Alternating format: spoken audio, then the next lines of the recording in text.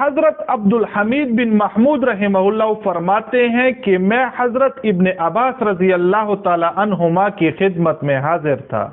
کہ اس دوران چند لوگ آئے اور انہوں نے ذکر کیا کہ ہم حج کے لیے آئے ہوئے تھے کہ اس دوران ہمارا ایک ساتھی اور رفیق وہ انتقال کر گیا، تو ہم نے اپنے ساتھی کو دفنانے کے لیے اس کے لیے ایک قبر بنوائی اور اس میں ایک لحد بھی تیار کیا۔ پھر دیکھا کہ اس لحد میں ایک کالے رنگ کا بہت بڑا سانپ اور اژدہا بیٹھا ہوا تھا، تو جس طرح ہم نے اس کو دیکھا ہم ڈر کی وجہ سے بھاگ کھڑے ہوئے اور جا کر کسی اور علاقے میں اپنے دوست اور رفیق کے لیے ایک اور قبر تیار کروائی اور اس میں لحد تیار کروایا، لیکن پھر دیکھا کہ وہی کالے رنگ کا سانپ اور اژدہا اس دوسرے قبر میں بھی موجود تھا اور تمام قبر کو بھرا ہوا تھا۔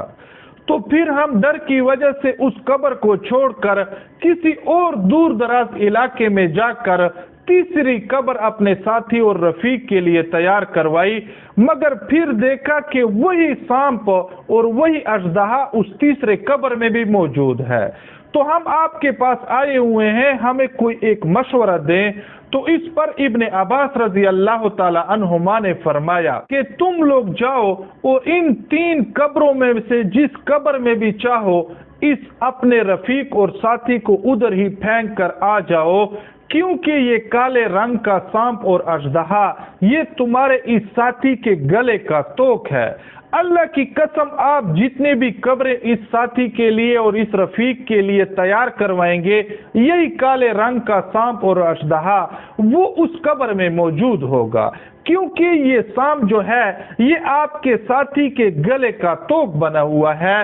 تو وہ جو اس کے ساتھی تھے وہ چلے گئے اور اس ساتھی کو اسی قبر میں جس میں اژدہا بیٹھا ہوا تھا اور کالے رنگ کا بہت بڑا سانپ تھا کسی ایک قبر میں پھینک کر چلے گئے۔ تو جیسے ہی وہ حج ادا کر کے واپس اپنے علاقوں میں آ گئے تو اپنے اس دوست کا جو سامان تھا وہ اس کے گھر والوں تک پہنچانے کے لیے گئے، تو جیسے ہی اس کی بیوی ان کو ملی تو انہوں نے وہ سامان اس کے حوالے کیا اور اس سے پوچھا کہ آپ کا جو یہ خاوند ہے جو کہ ہمارے ساتھ حج پر گیا ہوا تھا، جو کہ فوت ہو گیا ہے، یہ کیا کام کرتا تھا اور اس کا عمل کیسا تھا؟ تو اس فوت ہونے والے شخص کی بیوی نے کہا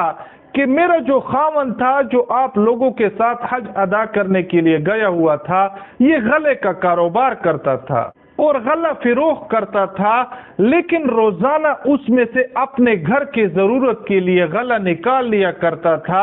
اور اس کے بدلے میں چٹائی کا بھوسا وہ خرید کر اس کے غلے میں شامل کر دیتا تھا۔ جس گاہک کے اوپر یہ غلہ فروخت کرتا تھا اس سے چھپ کر اپنی ضرورت کا غلہ نکال کر اس کے بدلے میں بھوسا ڈال دیا کرتا تھا اور وہ ملاوٹ کیا کرتا تھا۔ تو یہ عظیم گناہ جو ہے ملاوٹ کرنے کا یا کسی مسلمان کو دھوکہ دینے کا، جس طرح